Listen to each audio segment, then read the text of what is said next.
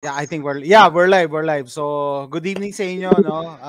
Meron na naman tayong episode with Philippine Ricochet Line, okay? Q&A with Top Spot Gun. So, obviously, yung title natin, tatanong ko ni Charles yung title natin. Related sa special guest natin. Bati ka muna, Charles. Hey, good evening, everyone. This is Charles from Philippine Ricochet Line. It's a pleasure to have you with us. Salamat sa pag-attend. And yeah, I hope you enjoyed this Q&A session with the gun dealer, one of the best Philippines, Top Spot Guns. So, Thank Sir, you. yeah, Sir Edwin, bati muna po kayo. Yes. Hi, good evening. So, hello sa mga viewers natin from Philippine Ricochet Line, tsaka Jose Rizal Adventures. So, thank you sa pag-imbita sa akin dito and sa magandang welcome. Okay. Nung na-mention mo, Charles, yung gun dealer, parang naalala ko yung God of War ba? Ay, ano? Si pelikula ni, ano? Oh, God of War. Lord of War. Lord of War. Naalala ko yung Lord of War. Anyway, yeah. A while ago, nag-usap kami off-cam. Sabi na, matagal na yung natin, last episode with Sir Edwin. No? So, kailangan natin refresher. Plus, may mga questions talaga si Charles na, excuse me, meron siyang concern. No? Mamaya, itatanong din natin. So, let's start. Charles, simulan mo na. Okay, sige. Alright, so first off, sa ating mga viewers ngayon, I think it's very important that we add a little context here. One of the challenges that we are all in or experiencing right now, if you are a gun dealer dito sa Philippines, is the COMELEC gun ban. So ano muna tayo guys, relax muna tayo, wala munang firing. So unfortunately, shooting is a little bit of a perishable skill. So skills decay, kung matagal masyado yung mga ganyang bagay, can be an issue, lalo na kung sports shooter ka. If you're a civilian gun owner like me, much less so. Pero yun nga, it can still be a challenge. So we want to talk about that a little bit with Sir Ed. So Sir Ed, yun muna, no? First question natin. Since kayo, sir, gun dealer kayo dito sa Philippines, what are the effects of the COMELEC gun ban to your business as of this period in time? Kasi I think ang daming reports sa media about this and that, COMELEC gun ban, may nahuli sa ganitong checkpoint, but nobody really asks the important questions on the people who are affected. Like, kung gunsmith ka, malamang wala ka na naman trabaho for the next 6 months. Things like that happen. So from the gun dealer's perspective, ano po ba ang epekto ng COMELEC gun ban sa business? So, basically, dalawa ang major na factors dyan sa impact. Ang una is market perception, kung ano yung paniniwala ng mga tao na meron sa gun ban. It will cause them na mag-lay low muna sa pagbili, or mamaya, it will cause them also na hintayin na lang matapos yung gun ban. During gun ban, pwede po tayong makabili ng baril. Ang pinagbabawal lang transport. So kung bibili ka ng baril during gun ban, malamang sa malamang, by the time natapos yung gun ban, marirelease yung baril mo kasi nakapag-process ng papel. Physically lang po, bawal i-transfer ang baril at bala. Ngayon, ang pangalawang effect dyan is, yung una is market perception. The other one is kung ano yung mga policies na involved dyan. Dalawa po ang ating major policy maker dyan. Ang una is COMELEC at ang pangalawa dyan is ang ating PNP, specifically ang FEO. So, naglalabas po ng resolution ng COMELEC kung anong gusto nilang gawin during gun ban. Pero bukod din po doon, may policies din po yung FEO. So, ang hinihintay natin dyan na favorable sa atin is if halimbawa, nag-grant ng exemption ng COMELEC, tapos ang FEO din is mag-a-allow na i-release yung mga firearms sa clients. So, ngayon gun ban po, pagkakaalam ko, hindi talaga ina-allow natin ang transport unless meron kang approval ng COMELEC na binigay lang po sa mga ating mga law enforcers kagaya ng mga military, armed forces. Ang firing range, well, ako po wala pang firing range pero hindi po sigurado kasi yung huling napunta akong firing range, hindi pa sila allowed na pumutok po. Dati kasi pwede yung mag-iwan ng baril sa lockers ng firing range. para kung gusto nyo hindi mag-perish yung skill ninyo, sa firing range kayo pupunta, tapos i-rent nyo lang yung locker bago magsimula yung gun ban para pwede nyo magamit pa rin yung baril nyo habang gun ban. Yung mga firing range ba, hindi sarado yung firing range? Yung mga napuntahan ko recently sarado. Hindi ko lang po alam kung ina-allow sila ngayon ng FPO na mag-operate. Okay. Yeah, kasi it's unprofitable to keep something open, Jason. Tapos, ganun lang, ano. Yung majority ng customers mo, hindi rin makakapunta ng may dala-dalang firearm. So, mahirap talaga. Pero in terms gun rentals, di ba gun rentals? Di ba? Pwede ka mag-gun. Yeah, is that allowed? Hindi ka naman magdadala eh. Yun yung supposedly na, kasi nung huling gun ban po natin, yung gun rentals tsaka yung mga lockers nagagamit. Ngayon po, hindi po malinaw kung ano po ang ating policy pagdating doon. So, kami, halimbawa, yung mga firing range owners tsaka yung mga ibang gun stores na may firing range, we tend to side doon sa side of caution. We err on the side of caution. Kasi, PNP din po namamahala ng ating mga permit. So, kung sakaling may violation ka at masita ka doon, baka pagdating po sa ating renewals, magka-problema tayo. Okay. I have a question follow-up question lang regarding sa COMELEC gun ban, excuse me. In terms of percentage, pwede ba tayong magbigay ng estimate? Pwede ba kay Sir Edwin magbigay ng estimate how much less business a COMELEC gun ban typically causes a gun store? Is it, less than 30% income, 20, 40, mga ganun? May estimate ba? Mahirap sabihin kasi madaming factors dyan. So kung halimbawa business as usual ka, more or less, halos wala kang business dyan. Siguro may nabibenta ka, mga ammo box, accessories. Mahina siya talaga para sa gun store and hindi sustainable. So yung iba, ang ginagawa nila dyan in the past is nagre-reduce ng work hours, nagre-reduce ng open store operation. Nataon lang na kami po sa aming company, pasok kami ngayon ng aming 10-year anniversary. So nag-promo kami for the whole bear months. So September hanggang December ng 10-year anni promo namin. So hindi ko makita masyado yung impact as compared kung wala yung regular na operations. Pero nung nakaraan, wala talaga. Siguro makabenta ka lang mga more 20 to 30% ng normal na ano mo. Kasi ang nabibili yung mga so ito, bakasyon bakasyon muna. Inaayos yung kanilang mga companies or pupunta sa mga factory sa ibang bansa para ayusin yung mga normal transactions na usually pag busy times. Matagal-tagal din kasi yung 6 months no? Tagal na. Ating taon yun, no? Yung ngayon po ay tayo, mga 75 days. Yung ating barangay at SK. Pero ang 6 months po natin is yung mga ating presidential tsaka senatorial. So 150 days ang gun ban natin. Mabuti na lang po ginrant ng COMELEC na gawing 75 days. Kasi ngayon po yata tayo nagda-dry run ng ating electronic election para sa barangay tsaka. Okay. Okay. So ang laki we're looking at 80% ng na loss of business. Estimated 'yon.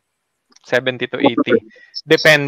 Depending on circumstances. Yeah, tsaka siguro as a consumer, para ka rin exercise in the side of caution. Nag-iingat ka rin na wag muna magbaril ngayon or anything gun related. Kaya hindi ka rin bibisita ng gun store, 'di ba?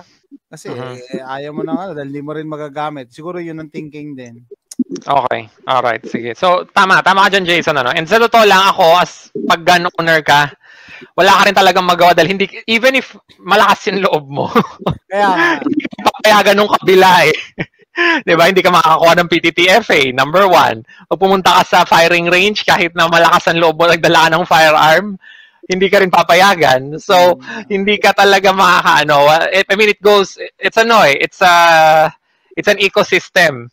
And if one tries hard and the other say no, wala rin talaga. So it breaks down.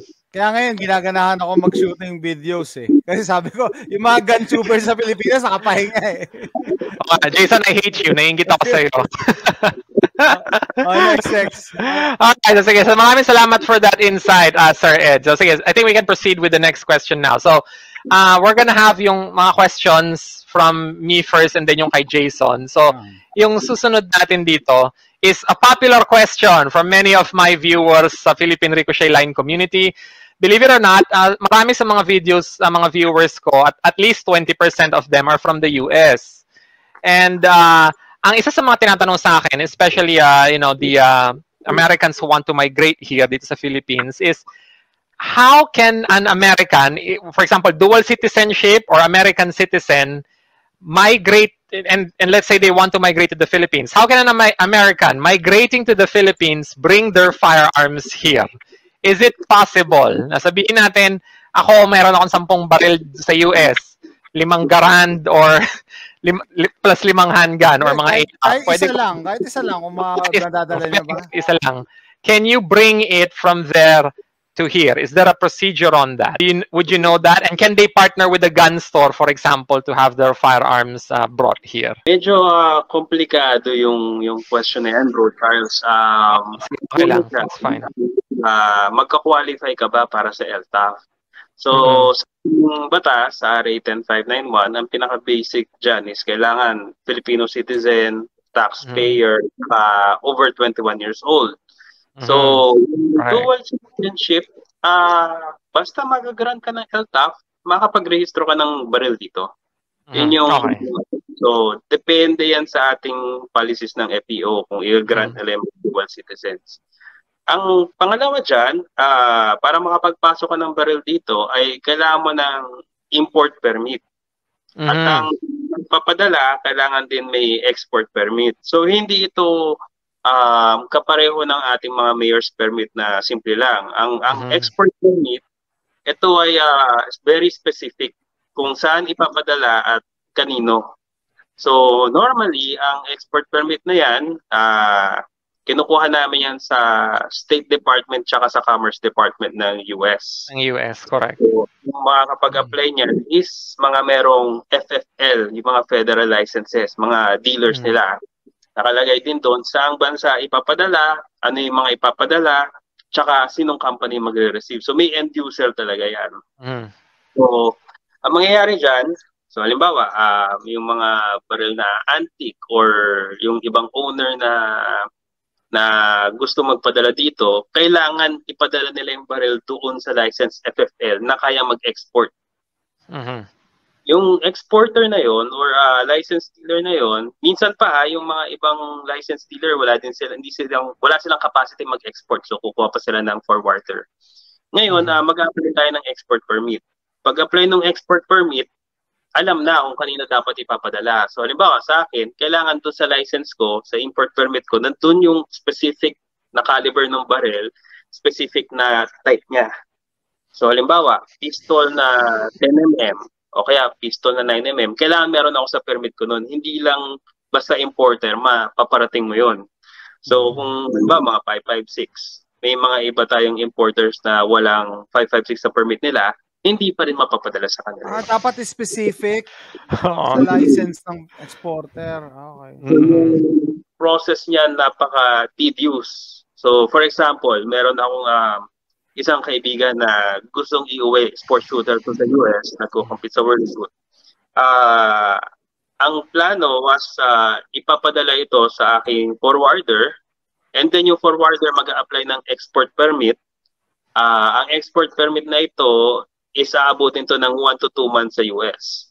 Since ako may import permit na, tsaka may linya na kami na nagpapadala in the past, madali niya mapapadala sa akin. Pero, pagdating dito, dediretso yan sa bodega sa loob ng PNP FEO at i-re-registro ng normal na proseso. So, yun yung nakikita kong paraan.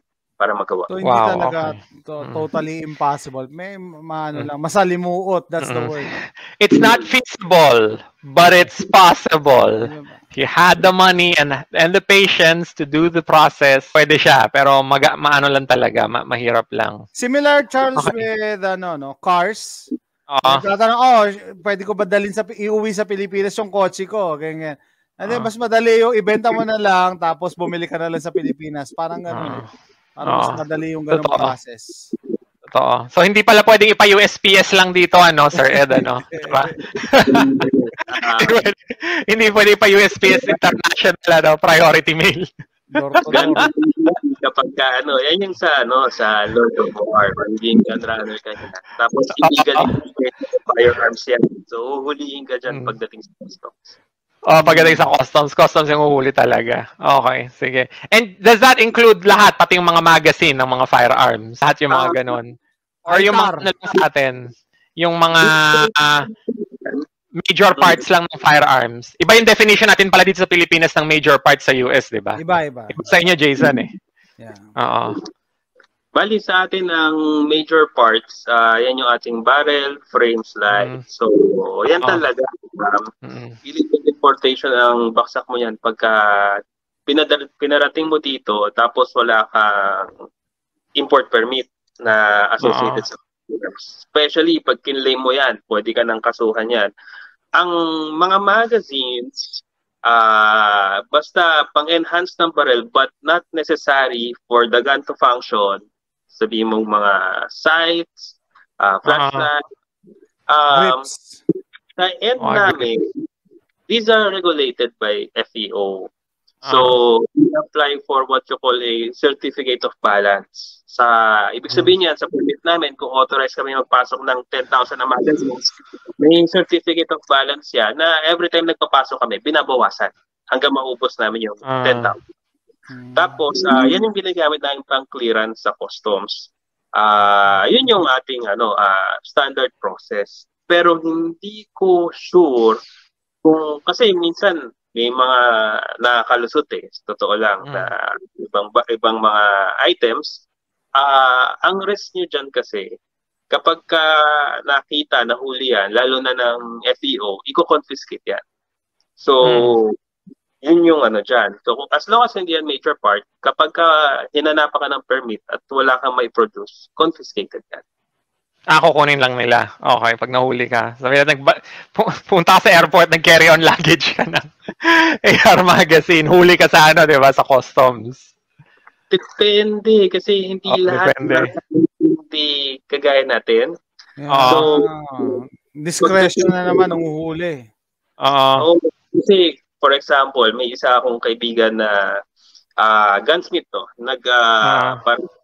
nagdala siya ng, kasi by law, okay lang magdala ng yung pang-measure ng trigger weight. Pero dun sa I think okay lang naman yun. Instrument. Flight niya,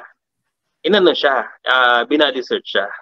Kasi nag-confirm sa luggage niya yung pang-measure ng trigger pull natin. So, yun yung mga risks na involved doon. Ako, kung talagang hindi malayo, siguro mga stickers, mga kahoy, okay lang. Pero yung medyo alangan-alanganin ka, siguro wag na lang subukan kasi baka mamaya mapag-initan ka din. Sa Pilipinas, lahat ng paraan meron. That's true. Okay. That's true. Alright, sige. Very, very informative, well-thought answer, Sir Ed. So maraming salamat. Pero nakakalungkot. At nakakalungkot na, we're now effectively depressed, Jason. I think it's a very depressing answer, but one that we all needed to hear. So, maraming salamat, Sir Ed. So sige, the next question here is, sabihin natin, someone wants to buy a vintage firearm sa US. Gusto niyang bumili ng sabihin natin, German Luger. P08 Luger. Paano niya gagawin yon? And can someone, for example, contact you and then, or Top Spot Guns and say, gusto ko ng Luger, pwede niyo ba akong bilihan niyan from the US? Or kahit mga Mauser C96 broom handle na mga pistol.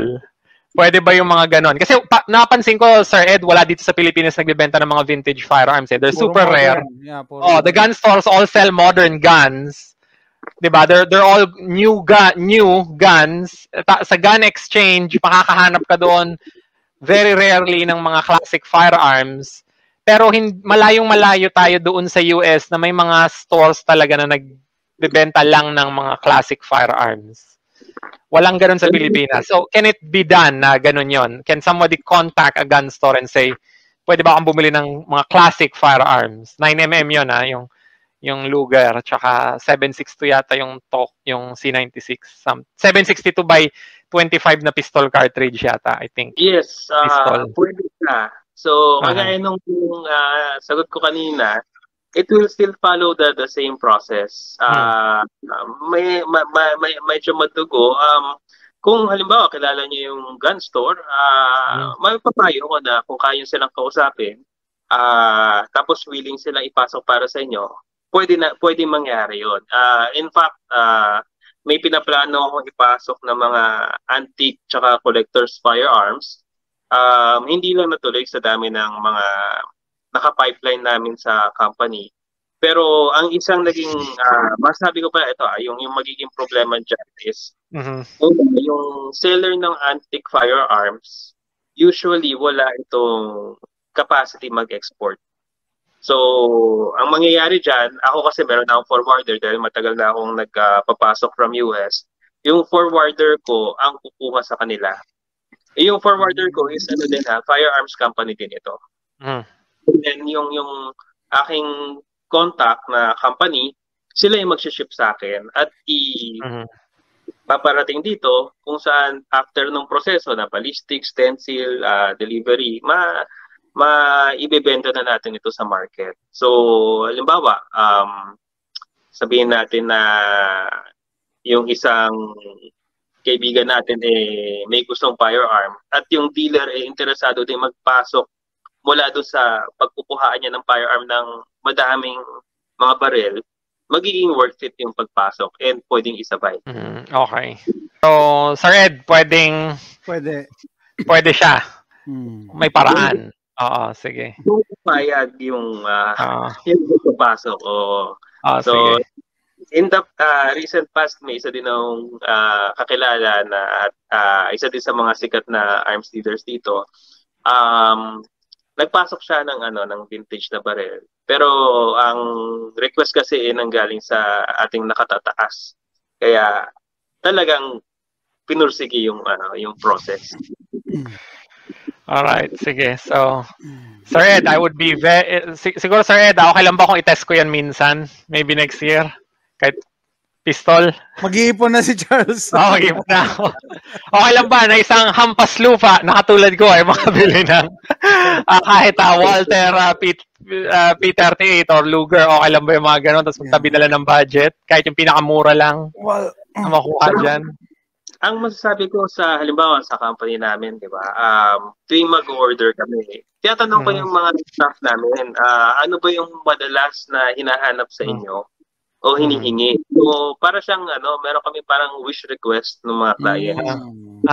Okay. Hinahanap, tapos may way, pina-priority namin na maisama. Kasi siyempre, nandyan yung ating mga major na pinagkakitaan, yan yung parang bread and butter or yung tubig namin, di ba? Yung mga normal na mga exclusive brands na binibenta din namin bukod sa market, sa ibang gun stores din. Nagsisingit kami. Ano yung mga pwede nating isama na madaming nangkahanap at matutulungan natin yung market. Okay, excellent. Sige, salamat po, Sir Ed. That's a very good answer. And I think magandang information ito sa mga viewers natin. Kasi kung may gusto silang antique na firearm, they should watch this video and yun nga, possibly make a request sa Top Spot Guns kung may gusto kayo. I mean, I would try that. Or just talk to them para magka-idea. Talk to them para siguro masubukan. Kasi I think maraming ganun naghahanap ng antique firearms. Hindi naman kasi lahat ng mga tao dito sa Pilipinas gusto ng Glock. Gusto ng Taurus or gusto ng mga modern na polymer framed pistols and everything like that. Hindi naman lahat gusto ng 1911. Or graduate na sa ganon. Or graduate na sa ganon. Kompleto na sila ng mga ganon sa collection nila. So gusto naman nila something new. So I think this is a very good a good thing. Sige, magandang subukan yan. So at least may idea na ako sa possible options ng next project. So sige, salamat. So sige sir, Ed, next question naman natin is, can someone from the US buy firearms accessories and then bring them through airport, checked-in luggage, or may gumagawa nito, balikbayan boxes? So, ang tanong ba natin is mula US, papasok ng Pilipinas? Yes, mula US, papasok ng Pilipinas. Sabihin natin pumunta siya sa US, nagbakasyon doon. Uy, pumunta sa gun store, nag-firing. Uy, gusto ko mag-uwi ng aim point or ng Holosan. Pwede ko bang ilagay yun sa check-in or sa carry-on bag ko, tapos pass through the airport, okay na yun? So, ang hirap kasing sagutin para sa akin yung policies dyan. Policies na meron tayo. Normally, pag nasa ibang bansa, nata-travel ko siya interstate. Pag dito, palabas, malinaw yung mga policies nila. Pero kasi minsan, pagdating natin, hindi, kung yung alam ng isa is iba din sa alam ng kabila. So, okay. Yun yung reality ng situation. Ako, I would say siguro pwede siya na yung mga pang personal consumption. Pero personal consumption. You carry the risk ng ng confiscation. Confiscation. Tapos pangalawa, yung isang katutak na pag-i-explain. So, yun yung mahirap doon kasi even ako, for example, nagparating kami ng BC Grips. Yung pampalit ng 1911 na grips. Tapos yung mga G10 na at saka tornilyo. Naglanding ito sa Clark. Hindi namin ma-explain sa courier. So, hindi ko na sabihin yung pangalan ng courier. Pero hindi namin ma-explain na hindi kailangan ng escort ng mga screws na yon. So, during that time, it was also a gun ban. Actually, kasama ko na doon si Chief FPO, incumbent Chief FPO, tsaka si Comelec. Nung time na yun, kausap namin yung courier na sinasabi ng Comelec, hindi ito kasama sa Comelec. But, ng FPO, na hindi nito kailangan ng permit, pwedeng ilabas. Ang ending nun, si Chief FPO mismo, gumawa na lang ng certificate. Alas 4 ng madaling araw, mula Krame, may tumakbong police papuntang Clark para supposedly mag-escort. Tapos pagdating ng Clark, hiningi lang yung ID niya, sinerox, tapos pinauwi siya. So galit na galit din yung police na mag-escort. So may ganung level ng hindi pa tayo ganung ka-streamline.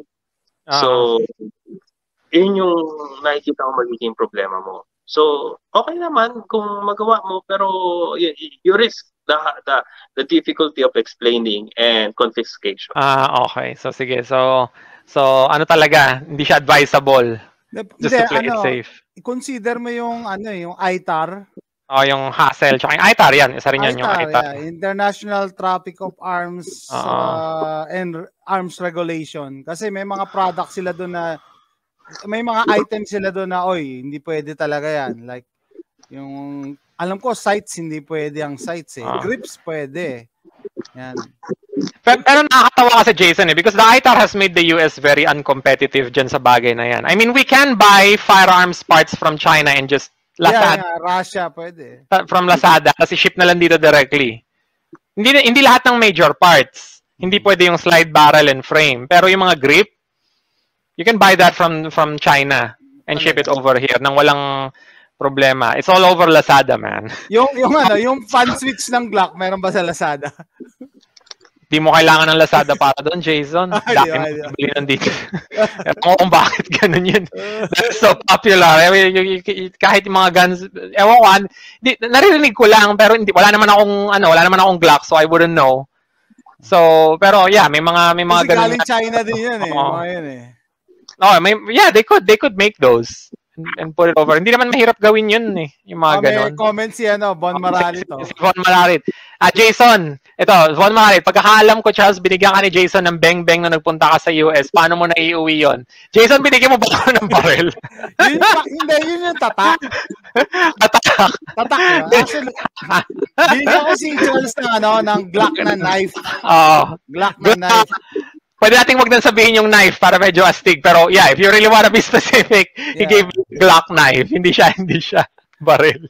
Tapos gusto ko ipatapon ng airport kasi bawal daw bawal lang check-in. Bawal sa Hindi, bawal lang hand carry. Dapat i-check-in mo. Check-in ko siya pero kailangan ko siyang i-hand carry kasi hindi na mai-scan lahat ng bag ko kasi hindi na siya mapaprocess as check-in luggage. So kailangan lahat ng prohibited sa check-in luggage, ay sa carry-on luggage, tanggal sa lahat ng items ko. Kahit yung sa check-in luggage ko. So, considered carry-on lahat ng bags ko. So, tapon dapat yon. Hindi ako pumayag. Inala siya sa isang flight. Pare, bihirang-bihira. Ayun, so, kumuha na lang ako ng ibang flight. So, pero naman yun. Wala namang, hindi naman siya naging issue. Knife lang naman yun eh. Yeah, so guys, Glock field knife yun eh. Hindi yun baril talaga. Hindi siya Glock. Pero ang sarap tawaging, binigyan ako ni Jason ng Glock. Di ba? So sige, so Ed, so maraming salamat. And salamat dyan sa question na yan. Von, another question dito. Can the Philippines buy firearms from Russia and Ukraine? O yan. So ngayon, may gera doon sa dalawang bansang yon. For the longest period of time, I don't think any gun dealer here in the Philippines sold firearms that are from either yung Izhmash or yung Kalashnikov group nila sa Russia. Meron tayong Kalashnikov USA.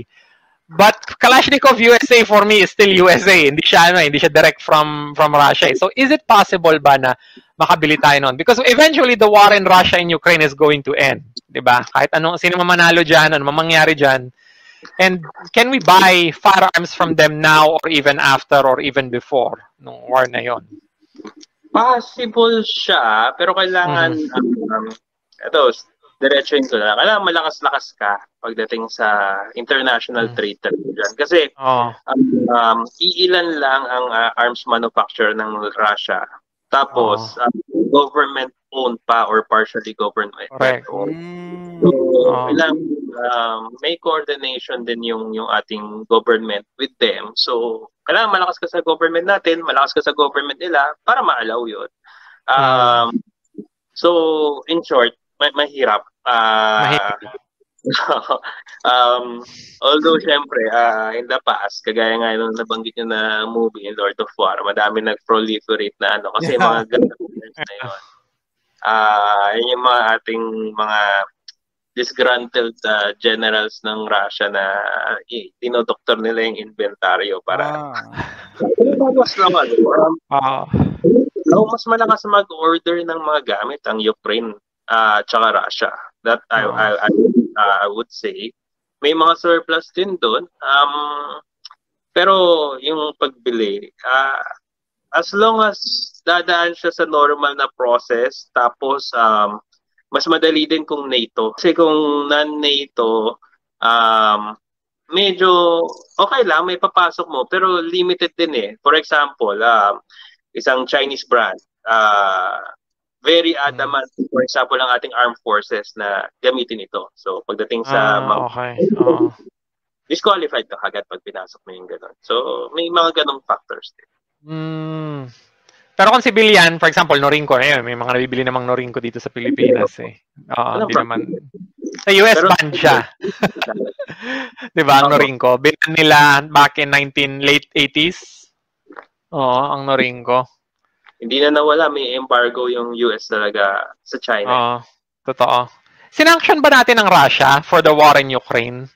Hindi naman, di ba? Hindi. Hindi. So, pero may pressure yan between governments. Totoo. May pressure. Under pressure tayo from Western countries na wag bumili ng kahit ano from Russia. And pasok na din dyan yung mga diplomatic relationships natin. Alam naman natin na may mga disputed islands na very strategic, especially sa north ng Philippines. So, depende sa admin ngayon kung, halimbawa, last admin, di ba, more on naglalaro siya between the relationship and then paano din yung laro ng admin ngayon. Okay. Sige. So magandang input 'yan. Sana makabili tayo ng firearms din from other countries maliban lang sa mga NATO countries. Kasi mga iba sa mga Russia, mga surplus doon, mga mura talaga siya. I mean, that's what the reason. Yan yung dahilan ko bakit marami nangongolekta noon dati. Kaya lang sa US kasi binan na rin nila yung Russia. Parang wala rin namang nangyari. Philippines naman, di naman bumibili. Hindi naman kasing laki ng market ng firearms ang Philippines compared sa US The US is hands down the biggest by a long shot. So, kumbaga. Yun ang ideal, Charles. Kaso, alam mo, may nalaman ako na guns are political kasi. Babi ko, parang political to naman. Political daw talaga. Political kasi ang so kita mo din sa mga trades ginagamit din nila yan. Bumubuto ng firearms? Yeah, hindi in a way na katulad yan yung kailangan approve ng ganitong bansa, ganyan. So dati nga dito nung wala pang embargo, may embargo na ba kami sa Russia, no? Ban na yung ngayon, dami na. Nung wala pa, mura lang yung mga AKs dito. So, ngayon, nagmahalan na. So, ang ginagawa ng mga arms manufacturer dito sa US, gumagawa na ng sariling AK, American-made AKs. Pero syempre, preferred pa rin yung mga Russian-made AKs compared sa US-made AKs. Well, the US kasi, Jason, ang US may cheat code kayo sa mga Russian-made firearms You have Arsenal Bulgaria.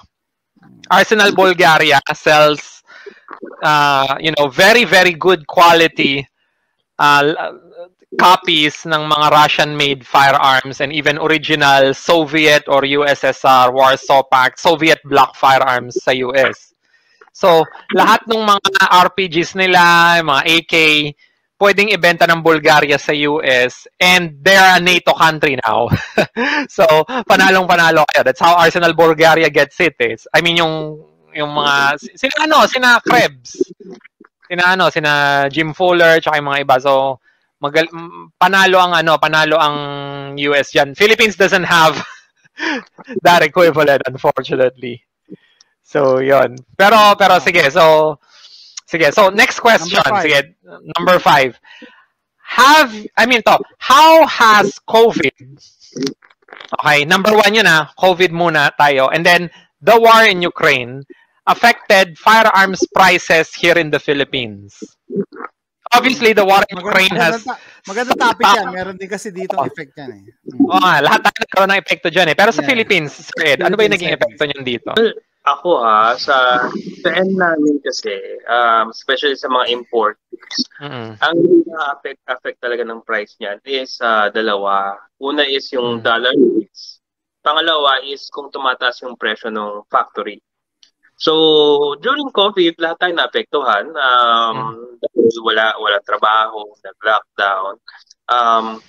Hindi kami nagtaas ng price. Because of COVID, we didn't increase yung price.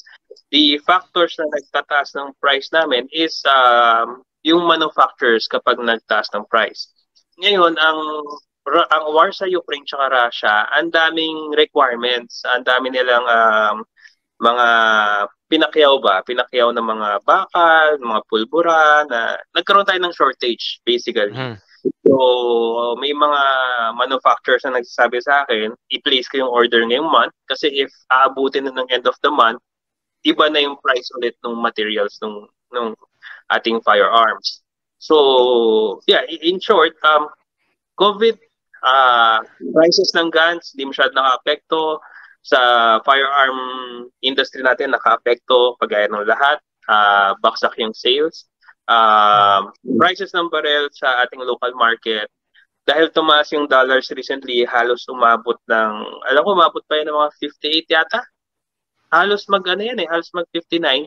Yung part na yun, malaki yung yung factor na yun sa price increase, tsaka yung pag-increase ng planta ng presyo ng mga barrel. Okay. Very, very smart and well thought out answer, Sir Ed. Actually, sa totoo lang yan din yung naging issue ko. Kasi sa lahat, even dun sa company na pinagtatrabahuhan ko, ang laki na naging epekto ng COVID sa supply chain. So nagkaroon tayo ng parts shortages across the board. And we are still feeling the effects of that today. Ang hirap. We never actually fully recovered from that. And we're still catching up today. So it's good to know na from the perspective din yung ng gun dealer yung ganyang issue. So yun, nagmahal talaga lahat. or in a way, pero not necessarily from the side ng gun dealer, pero from the supply chain perspective, maraming nagmahal dahil yung prices ng materials tumaas lahat. Pati labor, I think. Ang magandang tanong dyan, bro, kung may possibility kaya na bababa ang presyo kung bababa ang dollars. So, that I don't know. Ayun. Ako tingin ko baka hindi. Probably. Kasi hindi siya ganun. I mean, unless na bumaba yung dollar ng sobrang laki, like, pero pag nangyari yun, magkakaroon na ng economic collapse sa US. And then the dollar will probably have to drop by a huge margin, like 40 pesos. Per dollar para maramdaman natin yung epekto. Pero kung mga bababa lang ng mga 1, 2, 3, or 5 pesos, probably not. Sa experience ko. Sa amin naman, Charles, not an expert. Yeah, sa amin naman, share ko lang, yung nangyari, nung pumutok nga yung COVID, ang dami nagpanic buying ng barrel. So, ang daming bumili ng barrel. Law of supply and demand, ang daming bumibili. So, nagtaasan yung presyo. No? So, nagtaasan yung presyo. Ultimo yung mga dating walang bumibili na pinapakyaw daw nila. Dami bumibili. Kasi may psychological effect in times of uncertainty, fear, bumibili ng baril mga tao dito. And then afterwards, bumagsak naman ang presyo. Ngayon, 2023, ang daming mga deals online ngayon. Ang daming mga deals sa baril. Kaya halos every month may bumibili ako. No? Kasi hindi mo alam andyan pa rin yung uncertainty. Ang hindi pa lang bumababa dito masyado yung ammo, yung bala. Ang hindi bumababa. Yung dating yung dating nabibili kong isang box ng 12 gauge dati 25 lang. Ngayon 35 pa rin. So hindi siya unlike yung mga barrel, bumababa na yung price. As in below normal na nga minsan So siguro, I don't know kung nag-overstock sila or sinamantala nila, pero yun nga, nung pumutok yung COVID, biglang, yun yata yung highest, meron yata highest purchase per month nata nung time na yun. Mga first-time gun buyers. Pilipinas, hindi. Go ahead. Ito naging problem natin worldwide actually. Nagkaroon tayo ng worldwide shortages sa primers. Yun, primer pa. Bala talaga. So, nung 1990s, makabili ka sa Pilipinas, isang pirasong bala, baka mga 3 peso 50 cents. Ngayong panahon, isang pirasong primer, 350. So, primer pa lang. Yun talaga yung, then yung ating, yung mga brass, nagkaroon din ng so, hanggang mag-normalize yun. Although ngayon, may primers na ulit, pero mahal pa. So until mag-normalize yun, sa tingin ko yung mga bala natin, medyo mananatiling muna mataas pa. Wow, okay. Very good to know. Saan country ba major source ng primers? Yan, hindi ko sure. Kasi bihira gumagawa. Tayo, majority ng primers natin, kung hindi natin ini-import from US, we also get it from Korea. Pero yung sa Korea, it's mostly diretso sa government natin for the arsenal. Government arsenal does not produce the ammunition. They assemble it, 'di ba? Binibili nila yung components from other countries and then they assemble it here. Kasi Philippines, gaya nga ng sabi mo, does not manufacture yung individual components, which is dapat ayusin talaga nila yan sa government. Government arsenal should be a closed loop supply chain. Kung akong tatanungin mo, Sir Ed, kasi they are too important for them to rely on other countries. Kasi pag nagkaroon tayo ng war dito sa Pilipinas, it's very likely that we will be facing a naval blockade. Diba? That is a likely scenario. They're working on it. Okay, good. it might take time. Pero alam ko may mga ibang bagay na reliant na sila, self-reliant na sila. Oh, yun nga. I hope na ganun yung mangyari. Kasi right now, the Philippines is spending 0.98% of its GDP in defense. Ng 2022 figures yan. That is so small. That is freakishly small. Just to give you an example, Russia, sa ngayon, for example, they spent last year, 3.9 sila. Last year. So, kasi simula pa lang nung Ukraine war. So, 3.9 sila. And Taiwan, I think, is above 2%. Tayo, we can't even do 1%. I mean, they wanted to do 1%, pero alam ko, tinawaran pa to 0.98, di ba? Pambihira yan. Pero I think, hindi ko alam yung dahilan, but I've watched a video in YouTube na sinasabi nila na the reason kung bakit yung defense spending ng maraming bansa cannot reach 1% and above is because pag naglo-loan ka sa IMF, may requirement sila na dapat yung defense spending mo is below 1.0%. So I don't know if that is true. Pero may narinig akong ganon. So I think siyempre, Pilipinas, nangungutang tayo sa IMF. May ganun. But I'm not sure. Again, don't quote me on that. Pero I just read that from, watched that from somewhere. Pero anyway, sige. So magandang, magandang input yan. Alright, so sige. So, Sir Ed, ito, from your end, may narinig na ba kayong progress on lifting the 2017 permanently temporary semi-auto rifle ban sa Pilipinas? The ban on pointed bullets, Sir Ed. Diba? Are we allowed to have something sharp that goes bang? O hindi pa rin? So, based sa experience ko, ang dami kasing mixed point of views dyan. So, by law, yes, we are allowed. It was done during sa time ng former President Duterte. Supposedly, dapat hindi na siya nag-carry over sa ating current administration. But some of our,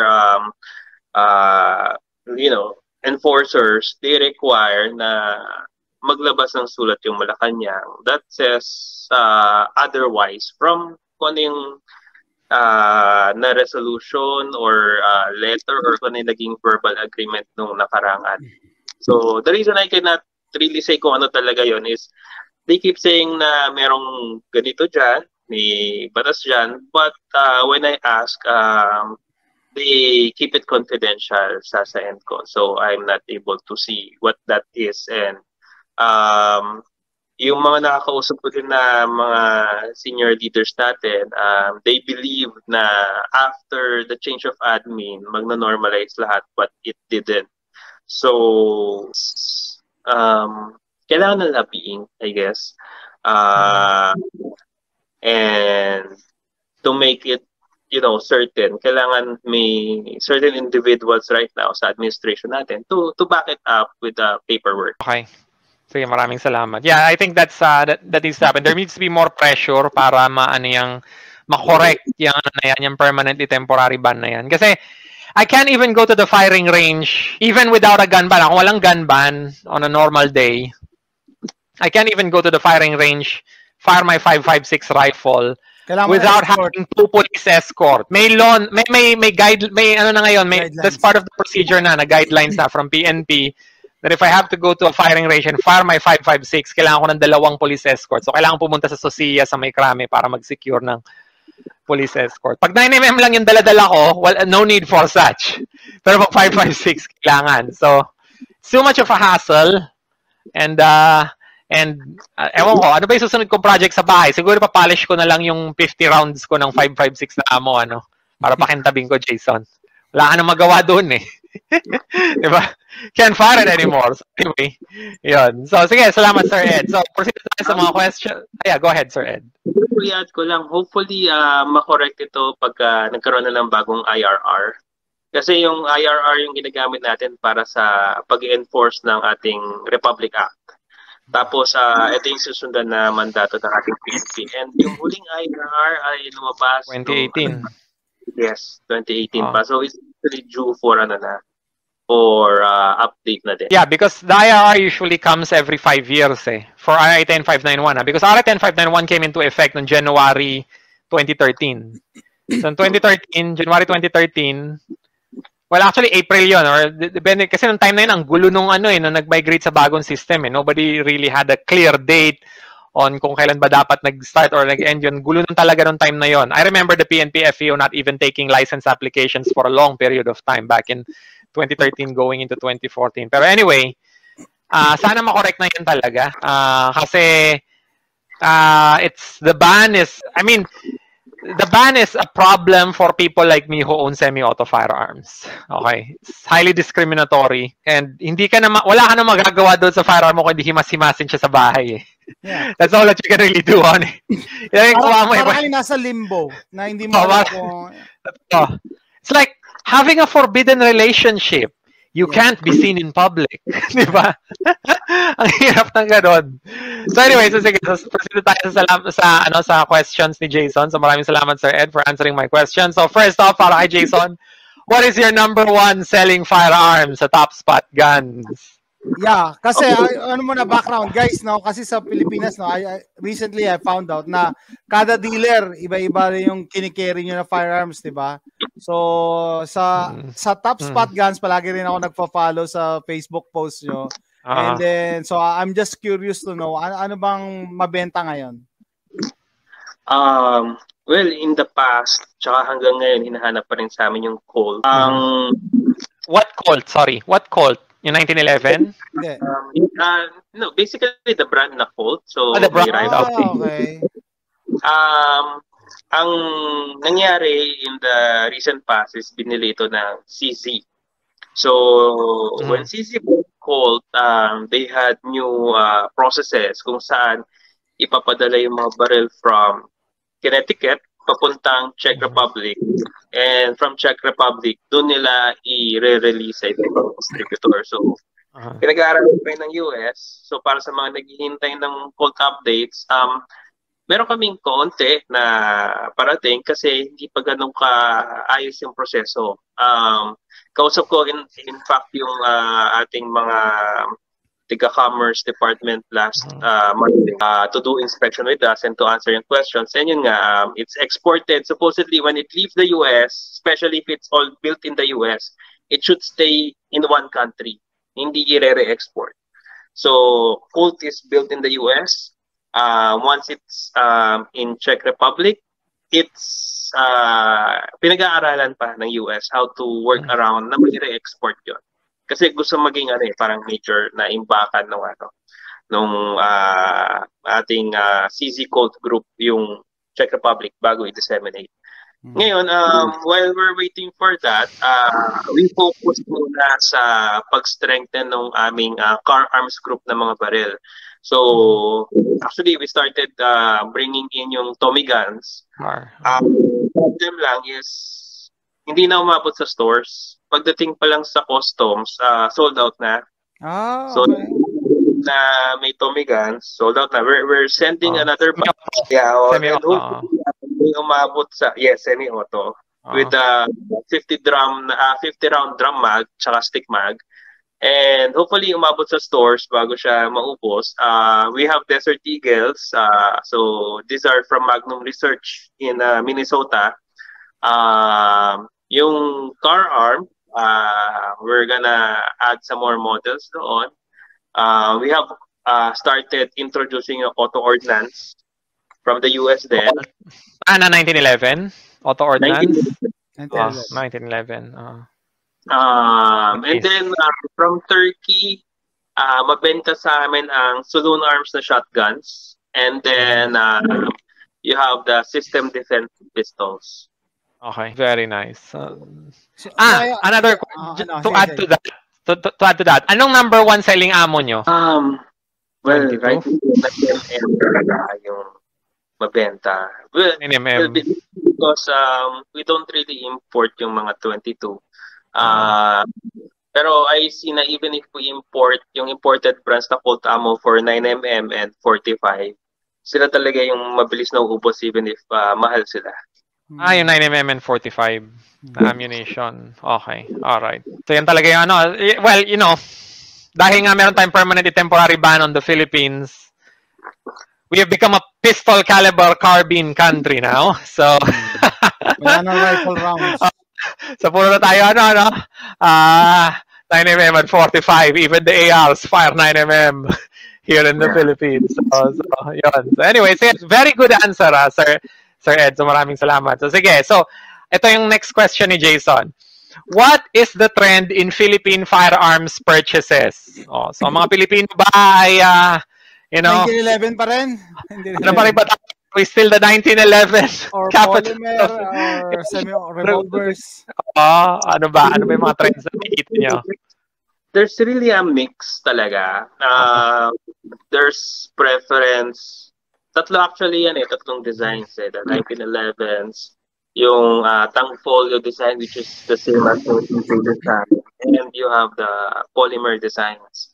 So hindi ko masabi, depende talaga sa tao yung gusto nila. Ako personally, I've used all designs. I love 1911 even if mabigat siya. Mahilig pa rin talaga ako sa 1911. I feel yung pagka-battle test niya is really good dahil, even if malagay mo sa putik, nandiyan na yan It existed for the last 2 years. Siyempre, may mga gusto yung polymer dahil mas, mas magaan, mas madaming rounds. So, it's hard to say. Ang nakikita ko lang in terms of caliber talaga, 9mm ang madami ngayon. Mostly because it's not just typical 9mm. We have yung mga barrel na kagaya ng MP5, short barrel 9mm. You have the PCCs.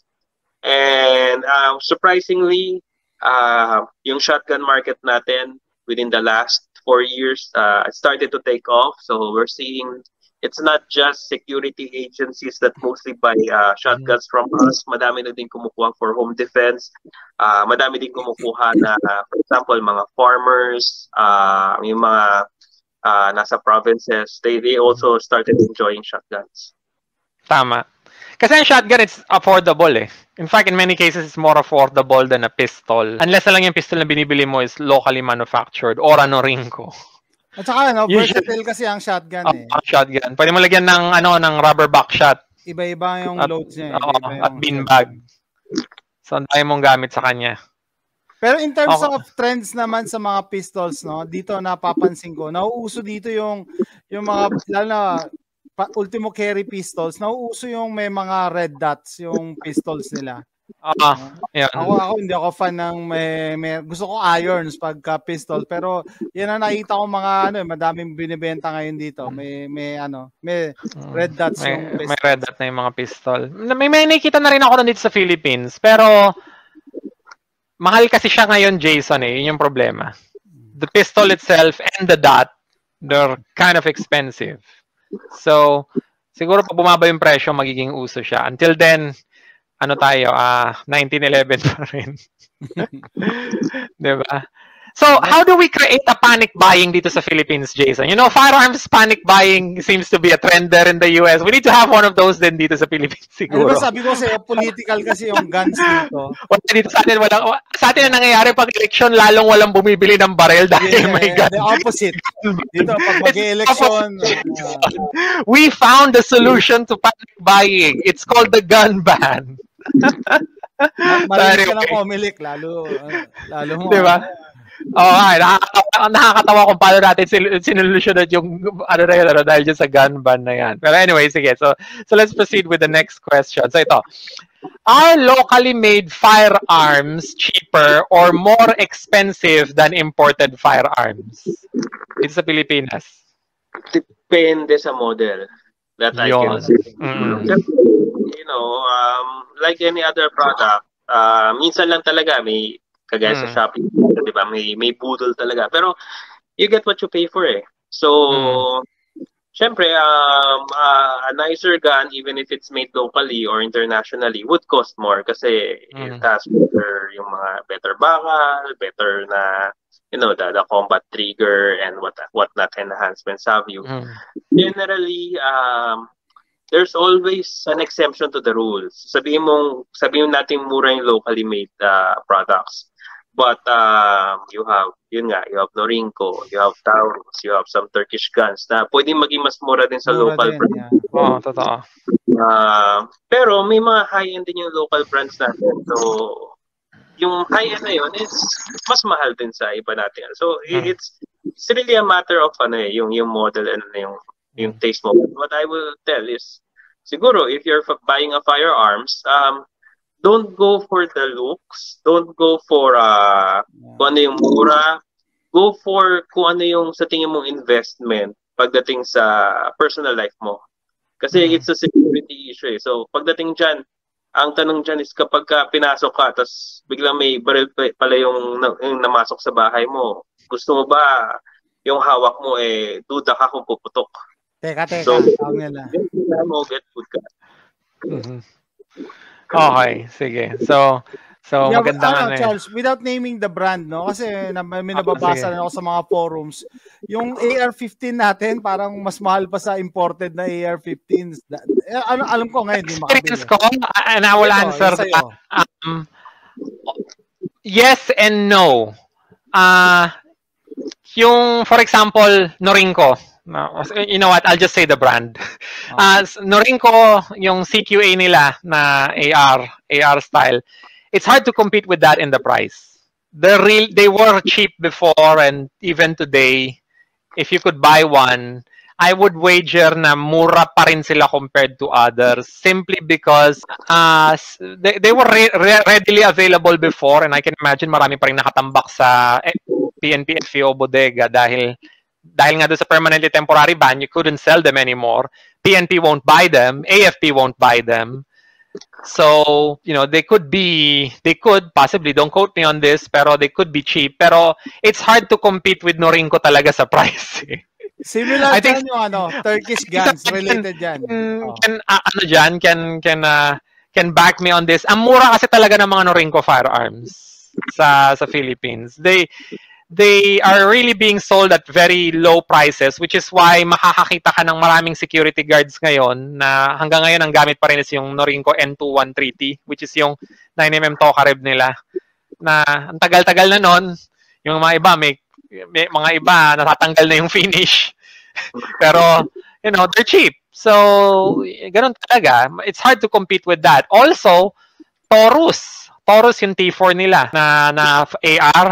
I don't know if they're available there sa the US. I think they are. Pero dito sa Philippines, yun yung common na binibili ng mga tao na gusto ng mura na AR style. So, UDMC sa akin, mas mahal siya doon sa dalawang brands na yon on an average basis. Pero syempre, I'm talking about yung direct gas impingement. Pero yung difference ng price ng UDMC sa Taurus, alam ko maliit lang naman. Maliit lang. Pero yung sa Norinco, hindi ko lang masabi. Norinco kasi talaga ang mura, Jason eh. I mean, yung mga Type 97 sila before, I think they were being sold many years ago. Mababa yata ang labor cost kasi nila eh. Mura talaga. Tsaka yung industry nila, they have a very powerful... Turkey wants to be the ito, makakasagot si Sir Edwin kasi napunta ng Turkey to eh. ng Europe, di ba, Sir Ed? That's one of Turkey government's goals eh. They want to be the manufacturing center of Europe, a direct competitor to China. So, goal nilang mag-produce ng maraming klase, wide range of goods, including firearms, na mura yung presyo.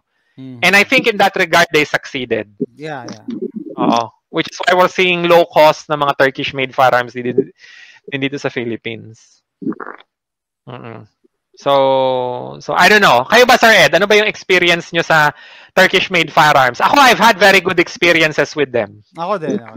Well, ang Turkey kasi, they're heavily industrial because yung bansa nila it's dry. Well, hindi ka makapagpalaki. So talaga they went the industrial way kasama nga yung firearms. And last time I checked, more than 200 firearms manufacturers ang nakalista sa Turkey. Now, this could be 200. Wow. Or it's somewhere around that ballpark. But You have to choose. Even ako, when I go to Turkey talaga to inspect before we import yung firearms. Kasi ang dami talagang, everyday may nagme-message sa Turkish company to entertain their company. But there are some problems kasi with other manufacturers in Turkey. So, sa dami niyan, ano lang yung mga sumikat, di ba? You have Janik, you have Tisas, you have yung system defenses on the rise din. Oo, Akar. Gearsan. Sumikat din yun. Gearsan. Out of 200 plus, iilan lang talaga yung na read out worldwide. There's other na pangit talaga. There's also other, they say they're a manufacturer, but they only exist on paper. So, yung ganon, we have to screen it out. So, yeah, they've succeeded. May specific companies that succeeded in specific areas. For example, ang main product talaga ng system defense is not really the pistols and rifles, it's the machine guns. So, we have machine guns sa Marines.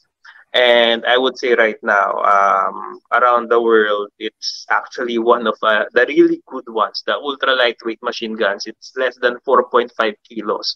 So imagine, for the armed forces, if you have that, you're converting your basic rifleman into a machine gunner. So then you have yung 200 rounds no na ano. So dun pa lang kasi yung expertise ng factory was with the Turkish Special Forces pag-develop ng machine guns nila and pag-aayos ng mga baka. Now you have sa amin, you have Saloon Arms, second generation na manufacturer ng shotguns, and they accept yung feedback, they test it. So doon, okay din. Pero there are other companies din na ang alam lang nila is because they want to make money, but they're not really US, that they really torture the gun. So that have to be careful in selecting on what we import. Okay, sige. Sa US kasi sobrang dami ring manufacturers. Pero Jason, sa inyo dyan, meron bang mga manufacturers na pangit talaga? Pero parang yung tawag na yung gumagawa ng mga Saturday night specials. Tawag na throwaway guns. May market din doon. May market din yun. Pero may ranking. Pero yun na-mention ni Sir Ed, no? Akala ko yung pistol na ang market niya talaga, yung system defense, no? Hindi kasi available sa atin as civilians. Sa US. Hindi, civilians, yung automatic weapons na na-mention niya. Hindi. Pero sa US, even if they imported it there, they had to comply with 922R. So 10 parts lang yung pwedeng ipasok dyan ng Turkey, and you have to make the rest there sa US, di ba? Pero I'm surprised kasi ang daming dito, Turkish made guns dito ngayon, and very affordable nga, and maganda yung quality din talaga. Dito sa Pilipinas, Jason, it's all over the world now. Kaya related dyan sa yung next question ko. Kasi parang yung sa Philippines, we're manufacturing guns, no? Pero nag-concentrate tayo sa bakal, yung Turkey, nag-expand na. May mga polymer na sila. Di ba? Yeah, it solved that already. Di ba? The Philippines is stuck with its same old problem na, based sa mga kaalaman ko ngayon, na research ko, we're still having metallurgical shortage ng quality steel mills dito sa Philippines who can create ordnance grade steel. Wala kasi tayo nun talaga, Jason. We need more of those, and the Philippines sadly is an industrialized country. Kaya yung UDMC bumibili ng barrel pa, di ba? Outside. Sa iba. Hindi lang parang barrel, but they get their parts or raw materials sa ibang bansa para ma-produce yung firearms to their quality standards. Ang problema kasi sa Philippines is kung sino ba makakapag-produce ng mga kailangan nila na barrel blanks dito, for example. I don't know of any company who can do that. Pero Sir Ed, ano ba yung dito? Sa experience mo ba, meron bang Philippine firearms manufacturer na hindi maganda? Compared sa mga worst of the worst ng, for example, Turkey or sa US, meron ba tayong equivalent sa kanila na, alam mo yung nakakatakot bilhin? Tanggalin mo na syempre yung mga informal sector, gaya ng mga backyard made firearms sa atin. Pero formally, from the registered arms manufacturers sa atin ng mga pistols, meron ba sa ating mako-consider na talagang problematic brand or pangit? Mga ganon? Siguro, Bro Charles, kasi Or hindi wala? ko po niya, kaibigan ko din yung yan. But, I would say, depende sa model. Yun na Depende. you know, you get what you pay for. So, may mga firearms that easier to produce and they're cheaper. And there's a reason they're cheaper. And they have the premium ones na, you know, the reason why they use better materials, they use yung better design, they actually, you know, mas maganda din yung quality ng mga in-import nila specifically for that area. So I'm sorry, I cannot. Pinuput ko siya on the spot. You're putting him on the spot. Okay lang yan. Sige. Pero it's good to know na na at least meron pa rin tayo ng mga, I mean, we still have arms manufacturers here. Hindi, Charles, dito kasi, example, kilala yung mga Jennings, yung mga ganyan, Bright, yung mga Jennings. Cobra, low end yung Cobra talaga eh. No, so hindi, pero sabi ko sa inyo, may market pa din kasi like for me as a collector, if a gun doesn't work, mas maganda natututo ako how to fix it or how to make it work. Diba? Parang project gun. Parang ganun. Parang ganun approach sa akin. Jason, project gun, iba yung project gun sa inaayos na problema, tol. But I get what you mean. Yeah, of course. Pero what I can say siguro is, this is both for Philippine manufacturers and Turkish manufacturers. You'd be surprised that US brands, known US brands among the top 10 ng firearm brands are actually outsourcing yung production ng specific parts or sometimes even about 70% ng firearm both sa Turkey and sa Philippines. Yes, that's true. Totoo yun. I mean, I read an article before that 85% ng lahat ng manufactured firearms sa Philippines is exported. At least 70% of those go to the US. So you may think na manufacture na to, yung type yung baril niya, but you'd be surprised, yung type mong baril na branded talaga and costs more than 100,000 was actually made from the part made by one of our manufacturers. Yes, totoo. So sa aming dalawa ni Jason, he's actually he's the bigger customer, di ba? Sa Red. Sa mga Philippine-made firearms, he's the bigger customer. Sa mga Amerikano, they really like to buy Philippine-made firearms. Yung arms core nagiging Rock Island Armory. Sila dyan eh. Mura kasi. Charles Daly, galing yung Pilipinas ang Charles Daly. American Classic. Yeah. ATI or American Tactical. ATI. ATI is shooters here. Yeah. So yun yung question ni ni Jason. Ito susunod. Last. Turkish firearms and locally made firearms. Yun na, okay. Sige. Turkish made firearms versus locally made firearms. What do you think, Sir Ed? Meron dyan eh. Well, madaming factors actually dyan. So, yung isa dyan is, for example, locally made firearms. Sanay tayo sa environment natin. Sanay tayo sa bala natin. So, well, ano bang bala natin? Arms core. So, yung locally made is well adapted para sa mga bala din natin. Turkish firearms is also adapted sa mga bala na available sa kanila. It's not easy to say na itong baril na to is, sabi natin Turkish, dinala dito. Tapos, yung unang batch, nagkaroon ng problema kasi hindi pala suitable hindi same kind ng ammo ang gamit sa Turkey versus gamit sa atin. Or vice versa. So, hindi mo siya masabi. I would say talaga that depende sa when it comes to us choosing the right manufacturer. So there's actually manufacturers that does parang pangit na baril na tipo maggulat ka, wala pang 20 rounds pinuputok mo, may bumibigay na. For my end, what I can say dun sa namin, sa naging process ko with Saloon Arms was yung may mga iterations kami ng ng specific model. For example, ang best selling namin is SG-105 na model. Kamukha siya ng Tavor. It's been copied by other companies. Pero we started out with SG-103. And then we studied yung blueprint, and then ito yung mga parts na gusto namin, ito yung design, and then later on after ilang variations, we came out with SG-104. And then nagkaroon ulit ng ibang variations because of the feedback ng shooters, the feedback ng staff, the feedback ng gumagamit, how we torture tested it. Until eventually, ngayon, we have SG-105 after 8 or 9 revisions.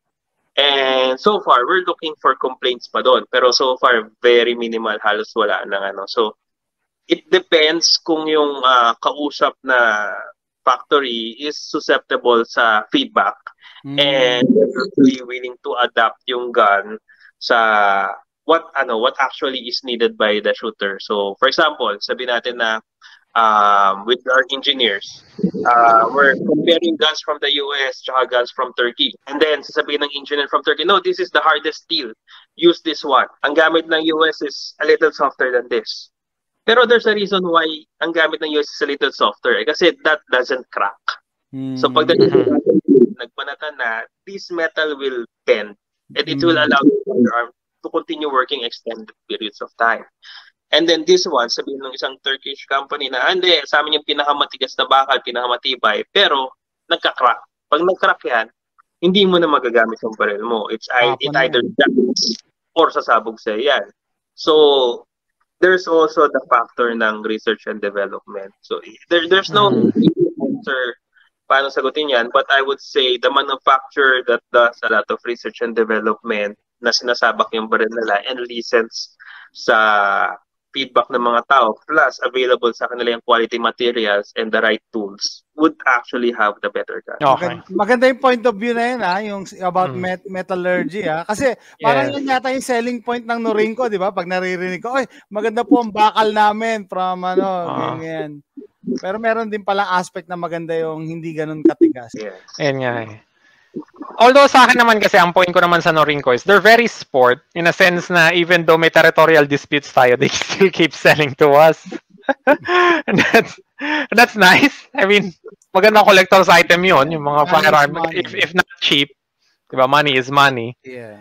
Diba? So ganun talaga. So, and yes, yung yes, sir. Are you talking about yung shotgun yun na bullpup semi-auto? Bullpup. Kasi naisip ko, sabi ko, kung nagagawa na pala ng Turkey to, ba't di nila gawing 5.56? Meron na bang 5.56 version nun?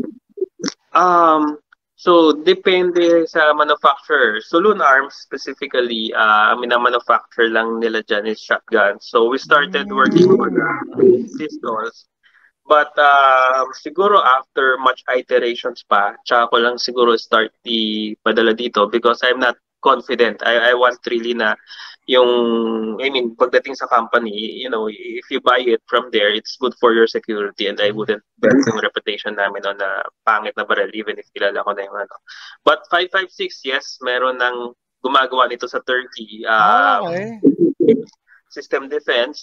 They have specific permits and specific requirements for whatever caliber that you will produce, whether it's firearms or ammunition. So, for example, sa 5.56 na firearms, ibang klaseng permit ang kailangan doon, ibang klaseng permit sa pistols, ibang klaseng permit sa 7.62. And they have sometimes ridiculous requirements. So, for example, magmamanufacture ka ng bala, I think you need to own 10 acres of land. And then, doon lang sa gitna nun gawin ang manufacturing ng bala. So, it's not easy. A lot can make shotguns because yun yung madaling i-approve na permit. Also, yung permits nila, it takes 2 years. So, for, sometimes more than. Ganun din, may politics involved. But, for example, yung pistol ng Saloon Arms, we applied for that permit kung hindi ako nagkakamali, 2021. Around COVID time eh. So, 2020 or 2021. And yung approval niya just came out last year. So, may mga ganung instance doon. Kasi dito, ang dami rin kasi ditong same design, semi-auto na bullpup. To the point na ang dami nagsasabi na same company, same manufacturing lang yan, baka iniiba lang yung brand. Kasi parehas sa design eh. That's true. Kasi kaya may mga nasasabi akong paper companies. When I first spoke with Saloon Arms, back in 2016, what they actually wanted was for them to produce a gun na named Top Spot.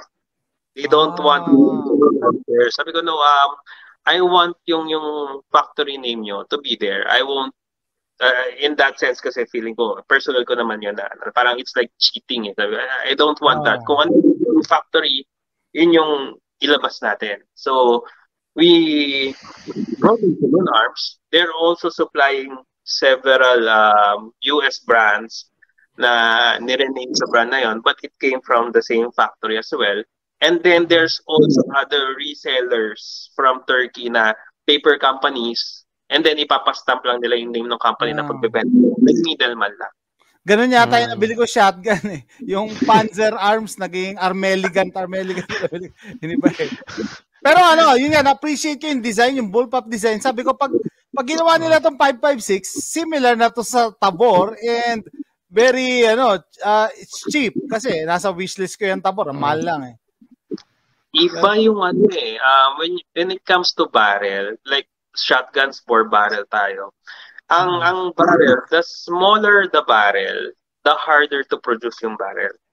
So, for example, sa factory ng System Defense, we have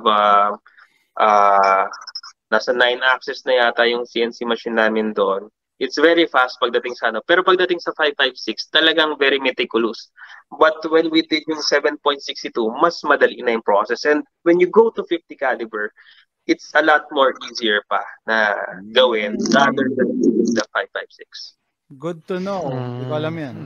Oo nga, ako nga rin, hindi ko rin alam yun eh. Ganun pala siya. Mas mahirap mas maliit. Pag ang barrel ba, mas maiksi yung barrel niya? Shorter barrel, mas complicated yung manufacturing nun? Or wala siyang effect? Hindi naman. Ako, I would say, it would be easier to manufacture in terms of materials ang shorter barrel rather than longer barrels. Ang problem mo with longer barrels is there's a chance na yung metal mo would break or lose its integrity. Yung haba niyan kasi, habang pinapasok mo siya, sometimes hindi pantay yung gawa ng bakal. So, what we did, even with Colt, we have I forgot the name of the model but yung specific na monolithic, its barrel is just made with one whole block. Minsan may mga tapo na bakal doon dahil nagbe-break. What they do is yung ibang usable parts, they attach another half to make it a long barrel. And we found a way na yung ability niya and yung kanyang reliability is still the same. So you can build a long barrel by attaching multiple short and retain yung integrity, but it's more expensive kung yung isang buo talaga completely magawa mo, mostly because meron kang tapon na mga bakal dahil may masisira talaga. Okay. Charles, ang experience ko naman dyan pagka shorter barrel, mas yung pagtimpla mo ng gas system. Yung gas system mo mas dapat yung pagtimpla, mas precise. Kasi pag longer barrel ka, malaba yung gas system mo. May dwell time. Mas magaan siya iputok. Mas malakas ang recoil pagka short eh. Totoo, mas malakas ang recoil pag short yung barrel ng firearm mo, mas malakas. Mas malakas. Inisip kasi ng tao, mas mahaba yung barrel, mas malakas, 'di ba? Baliktad. So, yung muzzle velocity, mas mabagal pag maliit yung barrel mo. Mas malakas yung recoil. Malakas ang recoil. Pag maiksi. So, okay. So, very good. Okay, so sige. Last question na tayo. Sir Ed, from Top Spot Guns, are there any exciting firearms to look forward to in the future? Yes, we have. Actually, may mga ibang announcements kami na matidelay yung dating. But we're looking forward na umabot yung Tommy Guns sa aming stores. And then yung ating Desert Eagles, we actually, hindi na ito na-display sa store pero nag-sold out na din yung aming gold na Tiger Strikes. So these are Desert Eagles na coated in gold with tiger stripes. We have golds, we have yung mga WMD versions and other colors that later on you'll see in our stores. And then we're building things then. So actually, gusto ko siyang i-announce siguro pagka nandyan na para hindi sa firearms minsan 6 months, 9 months yung delay. But what I can tell right now is our association, the Association of Firearms and Ammunition, will be having another gun show right after, not exactly right after, pero near the end of after the gun ban, December 7 to 11, DSMX MOA Convention Center. And then on December 6, we're arranging what you call a range day, kagaya sa US SHOT Show, where we would showcase yung firearms na pwede ding iputok sa isang firing range ng ating mga buyers or media or gustong magtingin or VIPs. So this one, we're looking at doing it sa Arms Corps Marikina yung December 6. And then December 7 to 11, SMX Convention Center. Okay, very nice. Basta't ako, ang habol ko talaga is, favorite ko is yung sobrang short-barreled na mga shotguns, tsaka yung classic firearms, mga luma na collectible. Yan ang advantage nyo sa amin, Charles, no? Pwede kayo mag-short barrel dito. Regulated ang short barrel. Yeah, but you could still get it if you really wanted to dyan, di ba? Kung ka extra. Ka lang. Oo. Sa amin, mahal na eh. Pero yun nga, sa akin, gusto ko talaga yung mga classic firearms. Sana, Sir Ed, makapag-import kayo ng mga, ng mga lumang firearms na yung mga mura lang na mabibili sa US. Pero, ang tawag namin, Curio and Relic. Curio and Relic, mga ganon. Kahit yung mga yung mga lumang Smith & Wesson Model 10, mga Webley, or Mosin Nagant na revolver, mga ganon. Lang. Yung mga enjoyable na makikita mo sa, ayan. Message na ako kung sakali, or, for example, sa staff namin, sabi sa staff ko na, may mga 10 na naghahanap nito. Sige, why not? Let's do it. Especially sa January, I'll be flying to US again for the SHOT Show and ayusin din yung arrangements. There are some things na gusto kong madala sa market din natin. So, I might be able to see, some of the guns that you're looking for. And if may line ako, pwede ko siyang isabay. So, okay. Message me. Alright, maraming salamat sa message na lang. Guys, ang advice ko talaga, i-approach nyo yung gun store, Kasi marami nagtatanong, saan bibili sa dumiretso kayo sa gun store magtanong. And then, para may feedback din yung gun store, ano yung hinahanap? Yeah. So, okay yon. So yun, sige, Sir Ed, may final message ba kayo, sir, para sa mga audience natin? Yeah, final message. Wala naman, nabanggit ko na kanina, visit us at the gun show. So hindi lang naman ako yung nandun. There's a lot of exhibitors, December 7 hanggang 11. So madaling tandaan, 7-11. It's the mall hours. I don't know kung magbabago yung mall hours. So far, it's 10 a.m. to 10 p.m. And you'll see all the brands from not just importers, but local manufacturers. Then, so visit us there. And December 6, we'll come out with an announcement how you can join yung range day natin. Okay. All right. Excellent. So guys, check out Top Spot Guns. So, nanggaling na ako sa gun store nila. Binisita ko rin sila nung gun show. And very, very good people working there. And yun nga, ang ganda talaga ng Desert Eagle. Nabili agad. So ang ganda ng talaga, ang ganda ng mga displays nila. So para sa akin worth yung time ko na pumunta sa kanila. Nandun nga si Sir Ed. So yun, so maraming salamat Sir Ed.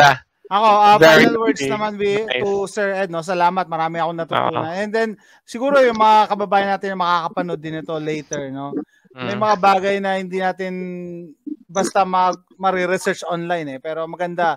It came from Sir Ed, And what else? Abangan nyo na lang daw yung mga exciting na products nila ilalabas. Maganda nga talaga pumunta kayo sa mga gun shows, Sinabi na ni Sir Ed yung schedule. Kasi palagi may nagtatanong sa akin, nagko-comment saan makakabili niyan, saan makakabili. Mas maganda the best para sa akin is umattend ng gun show. Kasi 'di ba, usually discounted, Charles, yung mga Yes, yan eh. Tapos sa mga mas gun madali shows. yung process, 'di ba? Or dumiretso kayo sa gun store mismo to ask what is locally available. Kasi iba yung nakikita nyo online, iba yung yung available diyan. So with that, magpapasalamat ako kay Sir Ed, yung knowledge na inimpart niya sa atin, yung time niya, no? I'm sure marami naka-appreciate niyan. And Charles, ikaw, Alright, last so words para kay Sir Ed. No problem. So maraming salamat, Sir Ed. I think that yung mga sagot niya sa tanong natin, really, really good answers. They're very, very smart.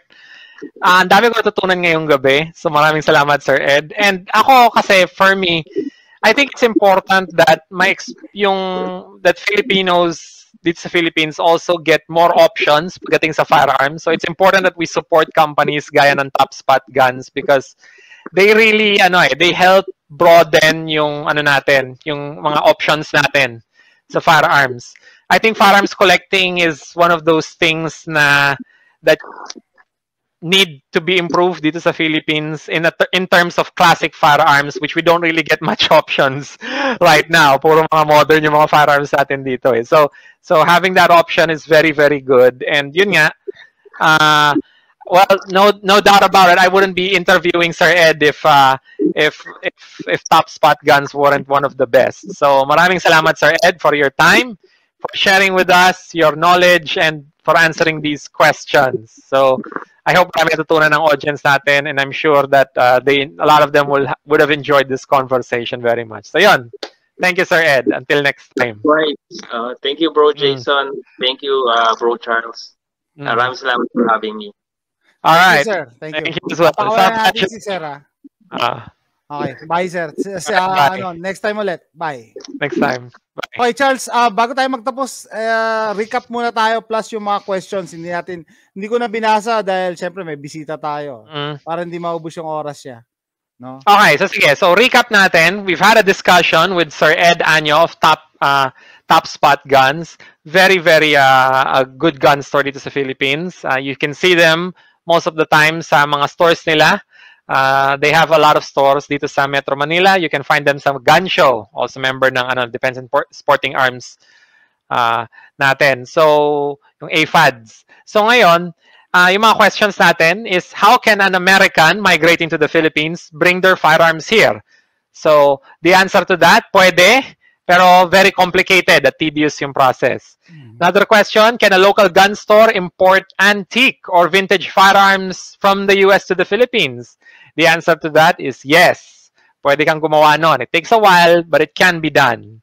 Kausapin mo lang yung gun store. And if there's enough demand for that particular firearm, pwede.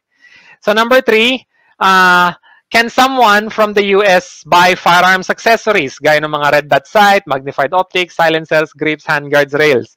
The answer to that, sometimes it can be done, but it's risky. Pwede kang masita talaga. Pwede ma-confiscate, sabi ni... Pwede ma-confiscate. So, if you want to play it safe, just don't do it. So, number 4, can the Philippines buy firearms from Russia and Ukraine? The answer to that is pwede, pero depends on the political circumstances. Sometimes, depende sa current global geopolitical climate, it can be done. Sometimes mahirap because there's pressure from external parties to buy or not buy from a particular country. So I think alam na natin yung sagot dyan given yung nangyayari ngayon na war in Ukraine. So, yeah. So number 5 is, how has COVID and the war in Ukraine affected firearms prices in the Philippines? Essentially, COVID had a massive supply chain effect dito sa Philippines, and the war in Ukraine has also created a huge demand for firearms supply to Ukraine. So, in other words, supply chain issues ulit. In other words, nagtaas yung presyo ng mga firearms because of inflation and price of material. So, there you go. Ammunition din.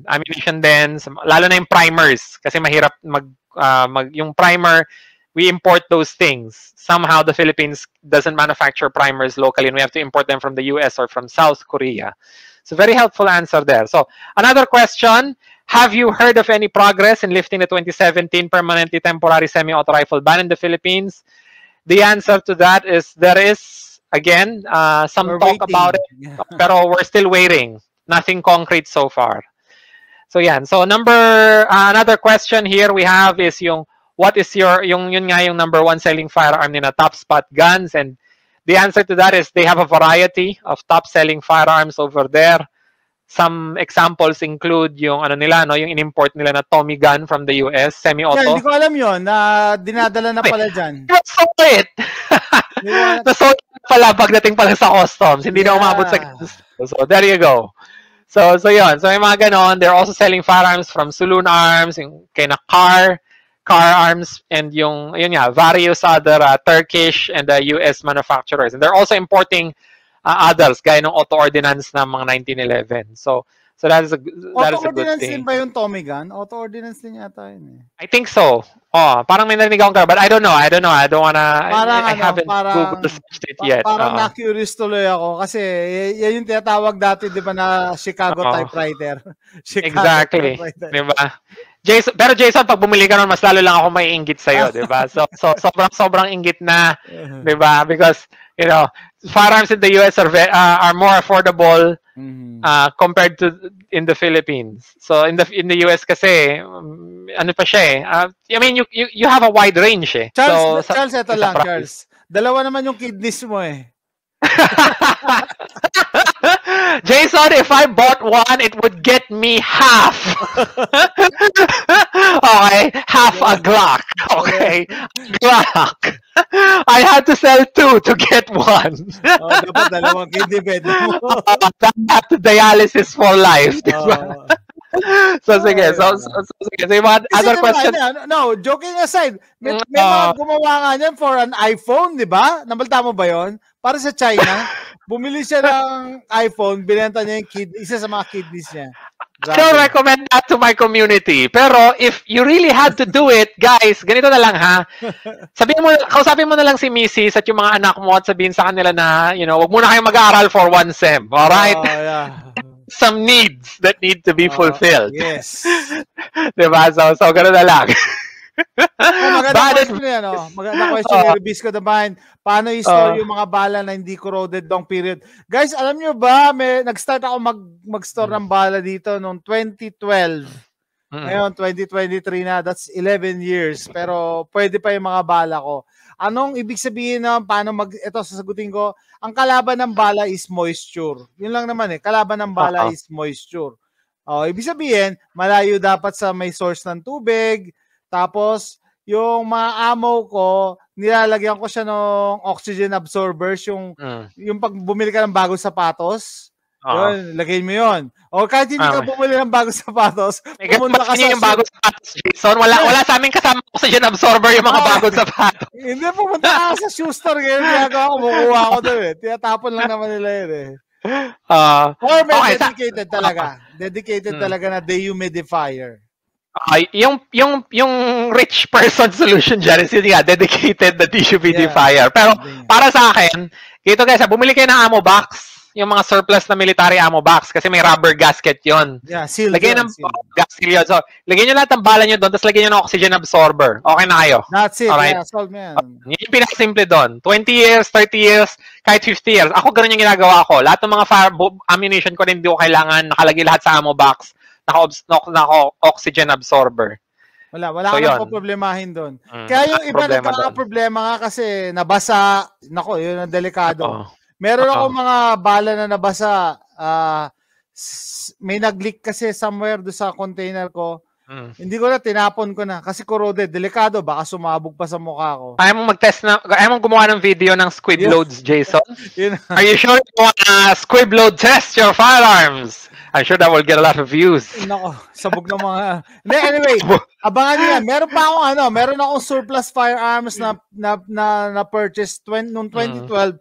Ibig sabihin, surplus na siya noong time na yun. Ginamit yata nung World War II. So, isa yan sa gagawin ko sa channel ko. Baka i-unbox ko siya. And i-test fire. Correct. Guys, matagal ang bala ha. Ang bala hindi parang ano yan. Hindi parang pagkain yun ng panis. You store it properly, it can run for as long as you're alive, probably. Yeah, surprisingly, may mga kababayan tayo na isip, ay, matagal na to eh. Baka kaya... Iniisip na parang gamot na pag nag-expire. Napapaso. Napapaso. Hindi siya ganun, guys, ha? In fact, I'm not a doctor, I wouldn't recommend it. Pero, pag ang gamot nag-expire ng isang araw, it's not landfill. Iniinom ko pa. Although, it's not landfill material. Hindi ko sinasuggest guys, hindi ako doktor, pero wag nating masyadong itatak sa mindset natin na pag luma ang isang bagay, automatic tapon at useless na agad yan. Hindi siya ganun, ha? Yung misis ko ganyan kasi, sabi niya misis ko, expired na to. A few months ago. Sabi ko, hindi. Diba? Dati kasi akong medrep eh. Pag na-expire yan, nababawasan lang yung efficacy. Hindi siya nagiging lason. Hindi siya, totoo. Babawasan lang. I eat MREs more older than me. Kaya US military MREs. I have a collection of them. So, hindi ako nagkasakit by eating it. It was great. I felt like I was traveling back in time. Diba? So yun. Ako, Charles, ang tagal na ako may MRE. Wala akong courage para tikman. Takot ako baka masira siyang ko. Ako kahit na 30 years na yan o 40 years na yan, okay lang yan. Subukan.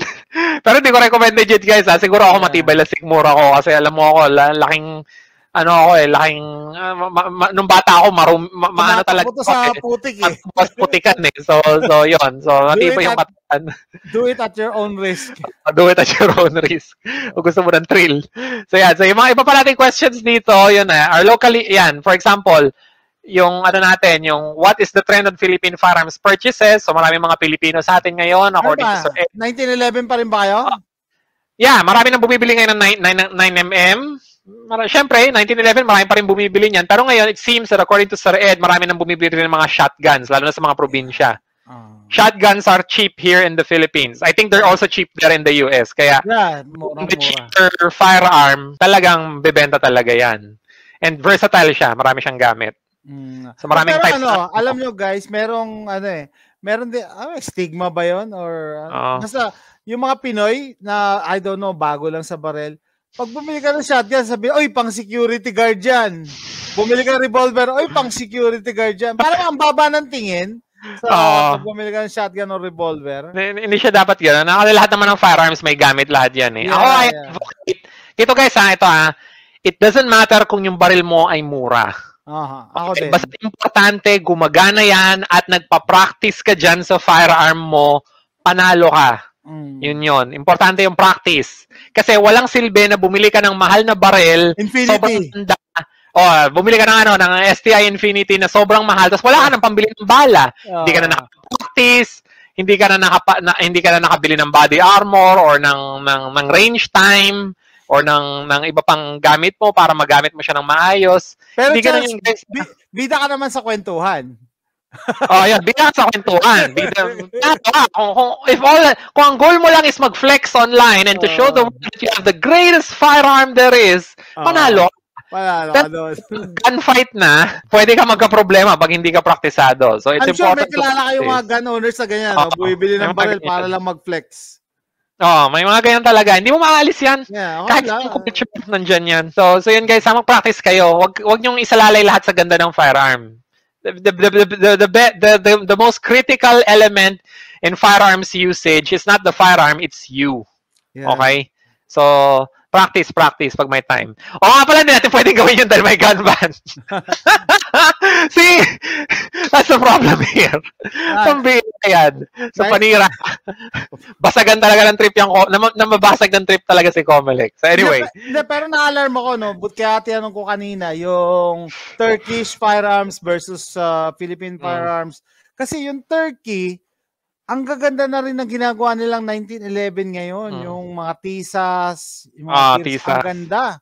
Sabi ko, and then based on mga comments and reviews, naaangatan na daw nila yung Rock Island Armory. So, na-alarm ako kasi tayo ever since, 1911. Tapos ngayon, Turkey, talagang, yung term, kinakarir nila ngayon yung paggawa ng firearms. Talagang, sabi nga ni Sir Ed, no?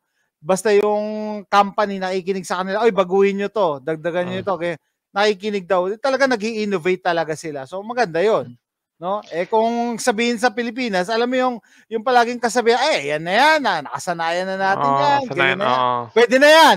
Pwede na yan. Pwede na yan. Tsaka yung supporting industry din kasi, Jason, wala rin, mahirap sa Philippines. We just don't have the metal or the steel industry to produce everything that we need. Pagdating talaga sa farm, we still have to import them. So siguro matatapatan natin si Turkey, pero kailangan natin gumastos talaga kasi bibilin yung mga parts abroad eh. Kasi binibenta natin yung steel natin sa labas. Yun. Binibenta yung ganun nga din. So again, we can see here that Turkey is really very well industrialized and the Philippines is still still behind that pagdating sa industry. At the end of the day kasi guys, we have to accept that the Philippines is still mostly agricultural. Sa maraming provinces natin at sa natin talaga. Doon yung economy natin talaga is agricultural and most encourage kasi. OFWs, majority ng a vast portion ng income ng Philippines are remittances. This is not coming from things we produce and sell. It's from remittances from OFWs tsaka BPOs. All right? And let's face it, BPOs and remittances are not into metallurgy. All right? They do not grow, steel industries dito sa Philippines. Malaki ang tulong nila. It does not grow yung yung mga industries natin, yung mga ganon. Diretso sa pamilya yan, ginagastos natin sa food and living expenses. Pero not on, growing industries that will allow us to create new products. So hindi siya ganon. Iba talaga tayo pagdating sa Turkey, pagdating sa income. So yon. So next up, yun nga yung mga questions natin na yan, yung why are firearms from Turkey flooding the market today? So nasagot na rin yan ni Sir Ed. Yun nga, kasi there are 200, more than 200 firearms manufacturers in Turkey. Sa Philippines, I'm not sure, Jason, I think we have a dozen. Mabibilang mo sa kamay? A dozen or less, maybe. Turkey has 200. If you have 200 arms manufacturers, you're bound to create a lot of very good products and export them kasi across yung competition the world. Yeah. So, ganun kalaki ng percentage ng industry nila yung firearms. So, it's gonna be very difficult for us to compete against something like that. Lalong-lalo na sa Pilipinas na yung mga batas natin is hindi siya talaga very gun manufacturer friendly because we have things gaya nga ng COMELEC gun ban which destroys yung yung income. And according to Sir Ed, gun stores can lose up to as much as 70 to 80% ng income nila pag may gun ban. That's true. Dahil nga sabi ko nga, pag gun ban, they don't want to take the risk or kahit bumili ka ngayon, ilang buwan mo pa bago makuha and hindi nakaka-encourage yun. And the gun bans kasi, Jason, it creates unemployment. That's the problem here. It hurts the local industries. It creates unemployment.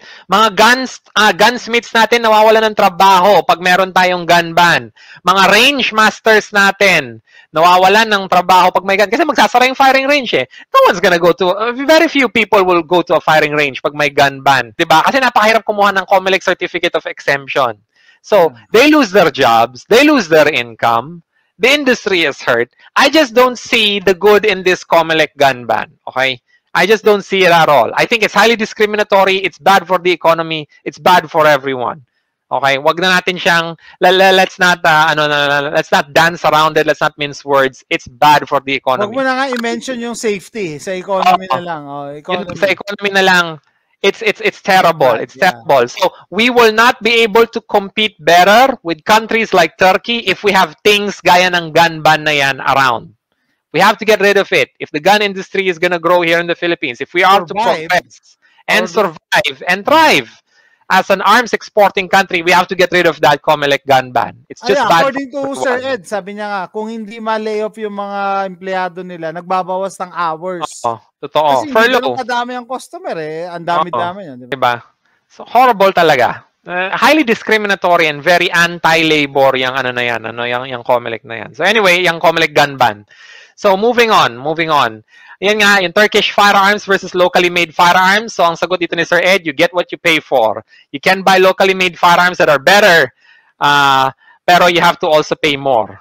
So ganun din with Turkey. So ganun talaga guys, like with many things in life, you get what you pay for. So if you want the best, example natin yung ano ba yung gusto ko sabihin, yung firearms na sabi ni Charles, no, huwag tayong loyal sa brand or particular sa basta gumagana. Pero may kapalit yun, Charles, kasi pagka like yung na-mention niya, Colt. Iba talaga yung Colt. Pag ultimo yung AR, they are sought after. Ibig sabihin, pero bumili ka, hindi ba brand reputation. Hindi ba baba yung value niyan? So yung pera mo nang binili, hindi ka nalugi in the future na i-dispose if you want to sell it. Yeah, Colt. Colt is Colt. Unless they ban it. Yeah. What they did dito sa Pilipinas. So kung dati bumili ka ng Colt LE6920 dito or LE6940 back in 2016 and they were available here for 100,000+, and then you tried to sell them now, guess what? Mahal na sila. Mas mahal na. Double the price, but you're not allowed to sell it because of the permanently temporary ban. So, yeah, I think again, I think Colt in general, no? Example, yung mga ang gaganda kasi ng revolvers nila eh. Pagka bumili ka, tapos in the future, i-dispose mo, I think you're still ahead. Compared na bumili ka ng Taurus. Hindi mo siya pwedeng ibenta na mas mataas sa purchase mo, di ba? Nag-depreciate ang Taurus eh. Although fan ako ng Taurus marami akong Taurus na barel. Pero yun, makikita nyo, nag-hold ng value yung mga brand na ganun. Nag-hold sila ng value. Or you could sell them at a time of war and sell them for 10 times the price and someone would definitely buy it. Ganun nga last time. Diba? That's the thing about firearms kasi Jason eh. If war breaks out, you sell them, you make a fortune. That's just how it is. Yeah, yung na-mention mo a while ago na yung mga bala hindi napapanis. Same with barrel, guys. Hindi napapanis ang barrel. So, maganda rin siyang investment kasi hindi mo alam na in the future, 'di ba? Pag ayaw mo na or wala ka ng interest, hindi siya talaga gano'n ang depreciation na mababan. Correct. So yan, the final question natin for Sir Ed was yun nga, are there any exciting firearms to look forward to in the future? So sabi ni Sir Ed, you'll see it when it arrives. Okay? Yeah. Gun show, December. Very good answer. You'll see it when it arrives. Visit them sa gun show this coming December. Okay? So just check out your Top Spot Guns na Facebook page for the latest announcements. And yung AFADs din, DSAS, you can check them out there. Makikita mo sila. Okay. So yun, that concludes our live stream with Sir Ed. So very helpful. We're very thankful. Very good answers sa mga questions na to. Yeah, ang dami kong natutunan. So salamat Jason for organizing. Okay, so that's it. Von Maralit, hindi paano ma-identify year model ng Colt na based sa serial number? You have to look it up. Hindi ko kabisado rin yun. Pero pwede mo i-check yan sa online or sa YouTube. May paraan. May kita mo yung serial number doon. Hindi ko lang alam right now. Yung specifics. So, yan. Okay, magpa-final words muna ako. Guys, salamat sa pag-join sa amin. Lalo na yung makakapanood dito sa replay, no? We have a very good guest with Sir Ed Anyo, no? Kasi yung mga insights niya talaga minsan hindi mo rin niya masi-search online eh, no?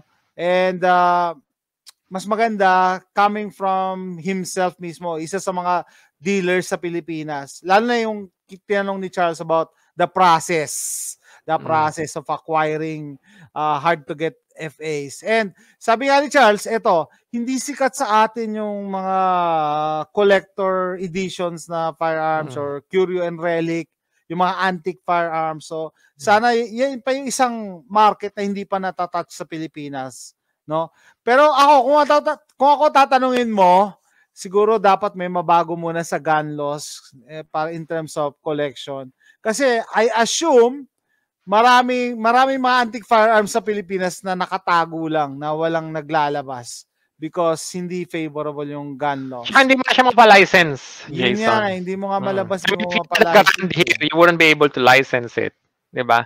Alam mo, nakakatawa nga eh. Diba? When the Philippines exported yung mga Garands natin to the nung binalik na hindi namin pala in-export, binalik na namin yung mga nakalis na mga Garands and carbines natin dito sa Philippines, binalik sa US. It's so ironic that the Philippines actually became at that moment in time, practically a massive exporter of classic firearms to the US, but we can't sell things like that here. Diba? Garand tsaka 1911, I remember that kasi CMP na sila ngayon. Nasa CMP na ngayon lahat yun. CMP. So yan, na Jason, bumili ka ng ex-Philippines na CMP na Garand. Ayan, sige. Okay guys, final words, Charles. So yun guys, I hope you enjoyed this discussion and with the gun dealer, Sir Ed. We hope to bring in more episodes. And Jason, I'll just make a shortened version of this kasi upload ko na sa channel ko a few weeks from now. And yun guys, sana I hope you learned a lot. It's very important for us to stay educated. That's what we do here sa Philippine Ricochet Line. So until next time, I hope you enjoyed. I hope you learned a lot. I'll see you again sa ating next episode. Bye. Bye.